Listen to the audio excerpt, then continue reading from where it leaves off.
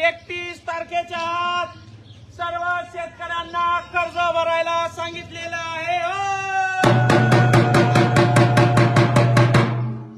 आपल्या शेतीमालाला भाव नाही, आपल्याला कर्जमाफी नाही, आपल्याला पीक विमा नाही, मात्र 31 तारखेच्या आत सर्व शेतकऱ्यांनी कर्ज भरून द्यायचं आहे। आपल्याला निवडणुकीत सांगण्यात आलं तुमची कर्जमाफी करू, तुम्हाला 1 रुपयामध्ये पीक विमा देऊ, मात्र पीक विमा दिला नाही, कर्जमाफी दिली नाही, मात्र 31 तारखेच्या आत पूर्ण कर्ज भरून याच सांगितलं। तंटामुक्ती इकडे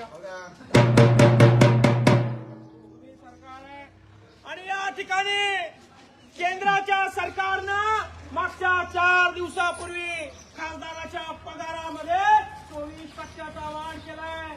24% वाढ म्हणजे 1 लाखाला 24,000 रुपये आता खासदाराला जास्त मिळणार आहे।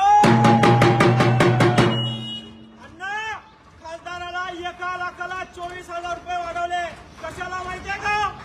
कशाला म्हणा? आता शेतकरी एखादा कर्जमाफी करून आत्महत्या केला,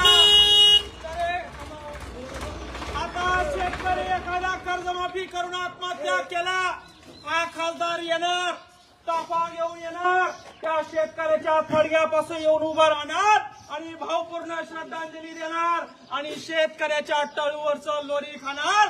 त्यासाठी खासदारांना 24,000 रुपये पगार वाढून